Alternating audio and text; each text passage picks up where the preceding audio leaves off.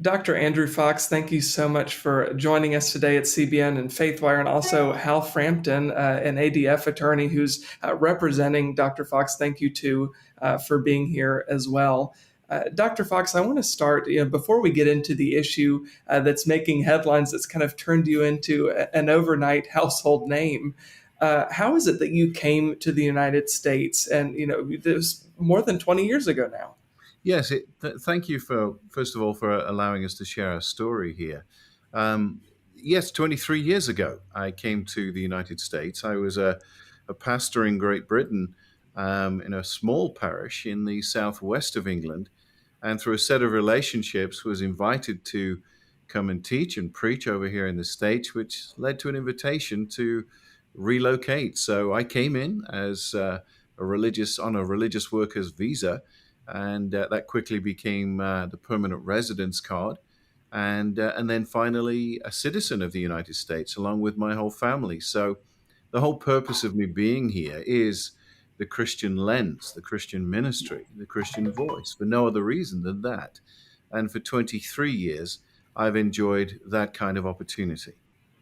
And now, the issue that has made headlines, of course, is your position for nearly a decade as a chaplain for the Austin Fire Department. Now, you wrote a blog post for people who might not be familiar that got you into a little bit of hot water because you talked about males and females being different. That's an opinion that really shouldn't be controversial, but in 2022, it's become controversial. Specifically, you're talking about sports and males and females competing not on one another's teams athletically. Tell us a bit about the response that you received after that post went public. Well, the response, like any blog, is varied. My blogs are open for people to comment on, so the responses are either posted in the comment box, or I receive email, text, WhatsApp, and all kinds of messages where people agree, disagree, or somewhere in the middle. But that is the nature of good blogging. It is to engage in civil dialogue over social issues, and in my case, it's through the Christian lens. So the series of blogs that I wrote, yes, did question the validity of someone born male who transitions to become female, who then competes with females as a female. My point was that that is yet another attack on women and the disciplines that they employ in their field of athletics, and it's just unfair. And so I reasoned that out logically, rationally, and offered my thoughts on that subject.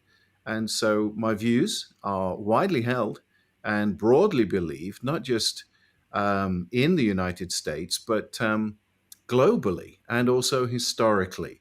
So you mentioned recently in 2022, people are believing this and that, but my beliefs come from things that predate the United States, that hail back to when the Bible was put together. Hmm. Was this, did you ever anticipate getting this kind of response when you first published this post that you would be ultimately dismissed from your position as a volunteer chaplain? No, it was shocking and quite angering, and the way that was done as well was very unprofessional.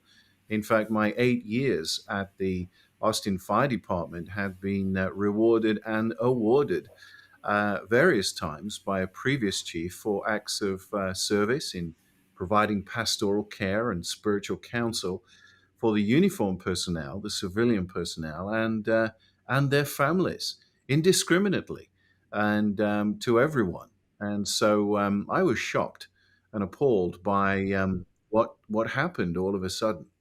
And Mr. Frampton, I want to bring you into the conversation here as well. Why is it so important that people like Dr. Fox, that Christians who have these sincerely held beliefs, not just cower and back down, but as y'all are doing right now, put forward lawsuits and really take this issue to the public? Well, the First Amendment guarantees all Americans the right to express themselves freely and the right to exercise their faith. And that's an important constitutional value. Government shouldn't be in the business of canceling people, of terminating them from positions, of punishing them for simply exercising their right to express themselves. And this is something that should concern all Americans, whatever your beliefs. That if the government can be in the business of picking and choosing which beliefs are acceptable, which religions are acceptable, that threatens all of our freedoms. And that's why we are proud to represent Dr. Fox and to have filed the case that we filed. And what do you hope legally? What are you anticipating legally to be the outcome of this case?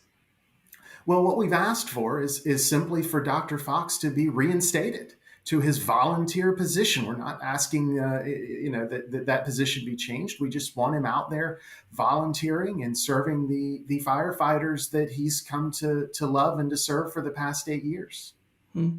Dr. Fox, I know that there are people who could probably respond and say, look, you're a chaplain. There was no reason for you to speak out on this issue. You could have not ruffled any feathers and just kind of stayed in your lane. But as a believer, you know that this speaking out about sexuality, about biblical understanding of sexuality is important. Could you tell us a little bit about why you felt the need to write about this subject in particular? Well, I think just to echo what Hal has just mentioned, that is my First Amendment right, freedom of speech and freedom of religion. Let's start there. But then practically, I kept my blogging and other publications well away from my responsibilities in the Austin Fire Department. The two are unrelated and unconnected. And so, practically speaking, to bring the two together is not something that I did.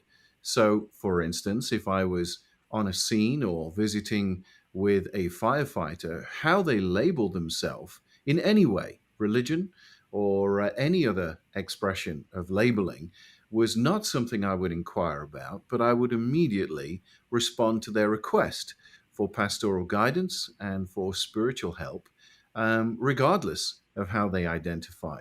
So for this to be turned around on me was quite remarkable. Now, the need to express my thoughts is a response to the world that we live in today, separate from the fire department. And if people read my blogs, they'll find out that I think they are written with logic and reason, citing a number of people. For instance, the issue of men identifying with women as women, competing against women. As a woman, I cite Caitlyn Jenner. I cite other athletes that do not identify as heterosexual, but as something else. So I think they're intelligently written to engage in civil dialogue, not to create an ideology of my own. Did you ever believe 23 years ago when you left the UK, came to the United States, where of course we have a First Amendment, that this would ever be a position in which you would find yourself? No. One of the attractions of moving to the United States is you have an outside perspective.